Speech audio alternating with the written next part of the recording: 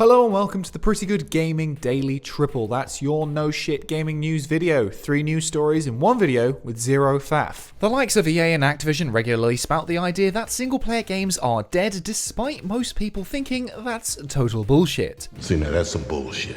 According to new information from a leaked Sony report, PlayStation users spend more time in single-player experiences than multiplayer ones. This comes from documents obtained by Vice, which were distributed to developers throughout 2019 in conjunction with a 2-part presentation on activities and game help. This specifically refers to one of the PS5's new features known as activities. These are cards that can be brought up by the player, which gives them game information like collectibles, walkthrough guides, or snapping to a specific section of the game, and it's all baked into the system rather than having to look something up on YouTube. This all sounds like a super handy feature to me because we all know open world games are usually stuffed full of junk, but some people don't really seem to like it at all. Although as far as I'm concerned, if you don't like it, you don't have to use it. This feature will be incredibly useful for tough games like Souls-likes, where it will give you tips on how to overcome challenging obstacles which many people will just look up online anyway. These activity cards streamline the whole process by keeping you in the game, and the feature was apparently born out of player feedback. Ironically, despite opening this segment by suggesting EA and Activision say single player is dead,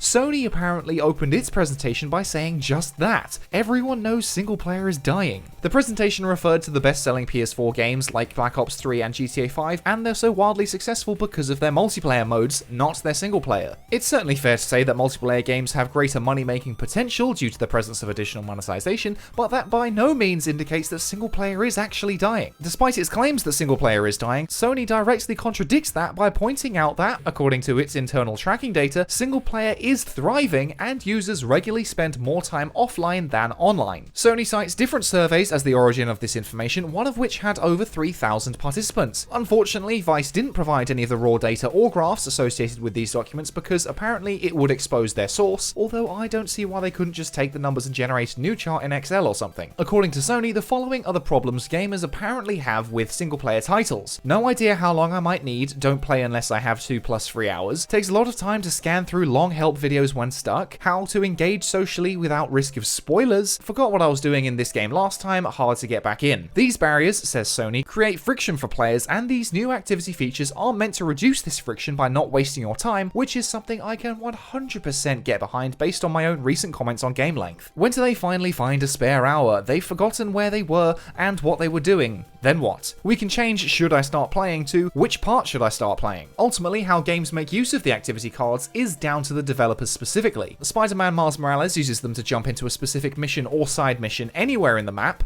while Demon's Souls uses them for warping between worlds. All of Sony's games are entirely single player or have minor multiplayer elements because that's what they're good at. Uncharted 4, The Last of Us 2, Spider-Man, God of War, Horizon Zero Dawn, they're all major critical and commercial successes, so clearly single player games aren't dead as Sony literally builds them all the time. Multiplayer games are generally more profitable, or at least that's what the trends seem to suggest, so if Sony wants to branch out into that, then by all means do it. I've been saying I want Sony to diversify for ages. So long as that's not at the expense of the high quality single player titles, then absolutely go for it. They're trying something a little different with Destruction All-Stars, which is definitely trying to appeal to the Rocket League audience. Personally, I think it looks pretty cool, though I don't know if it'll really take off, and it's been delayed to February. This narrative that single player games are totally dead is totally bogus, and pretty much every gamer knows that. Both multiplayer and single player games have their place in the market and can coexist peacefully. We shall have peace. And next up, on the topic of multiplayer or single player, all games as a service titles should be looking to emulate Fortnite's success. While I'm certainly no fan of that game, it is the benchmark for consistently creating new and engaging content for its players. Recently, Fortnite ran its latest season finale event based around the Marvel Universe, in which the iconic villain Galactus attacks the island and players have to stop him. For some time now, Galactus, who is an enormous world-eating entity that looks like a man because that's the only way humans can comprehend his magnitude, has encroached closer and closer to the Fortnite map, but finally kicked into gear yesterday. During the event, players were tasked with driving a fleet of buses filled with explosives straight at Galactus with a little help from folks like Wolverine, Iron Man, and Thor. Flying the bus was a very on-rails set piece which involved shooting down drones before flying straight into the big guy's mouth and blowing him up from the inside. After that, it cut to an office where we see John Jones, who had previously showed up in prior live events. This meta event drew record-breaking volumes of players, as Epic Games announced on Twitter that it saw 15.3 million concurrent players and another 3.4 million viewers viewers across Twitch and YouTube. This event serves as a soft reset for the game, and what comes next will supposedly be quite different from what came before. Following the events, Fortnite shared a number of mysterious audio logs voiced by the incomparable Troy Baker, who plays the aforementioned John Jones, where he describes the new upcoming characters. These messages were posted to Twitter, and to get the next one, users had to respond with things like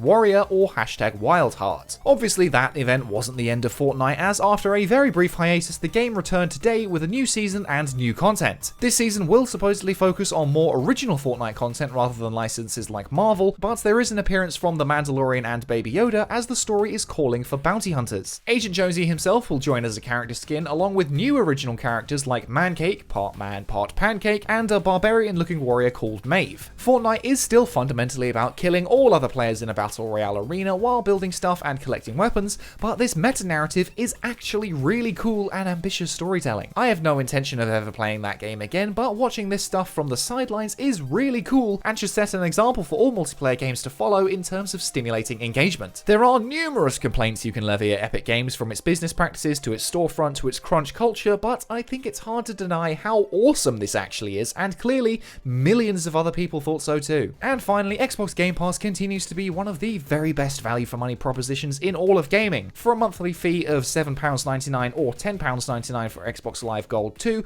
you get access to a suite of downloadable games which is consistently updated at no additional cost to you. The latest addition to the service is Remedy's Control, which launched last year to great reviews, even making Game of the Year lists, but many people slept on it and missed out. Personally, I think the game's absolutely appalling performance on PS4 held it back massively at launch, but those issues may well have been fixed by now. On better platforms like PC, the game runs incredibly well and is one of the benchmarks for graphical features like ray tracing. However, currently Control is only scheduled to join Game Pass for console and Android, not PC. The major game PC will be getting is Doom Eternal, which is my game of the year for 2020, along with a number of other games for each platform which are on screen now, and will join the service between the 3rd and 10th of December. Along with these new additions, a number of titles will be leaving Game Pass in December, including PES 2020, Age of Wonders, Metro Last Light Redux, Pathologic 2, and Untitled Goose Game. And that's it for today. If you like this no shit format, go ahead and give the video a like to give it a boost, hit subscribe and the bell to stay notified about all future installments, toss a coin to your YouTuber over at patreon.com/prettygoodgaming. I've been Henry Cooper, that's all for today, bye for now.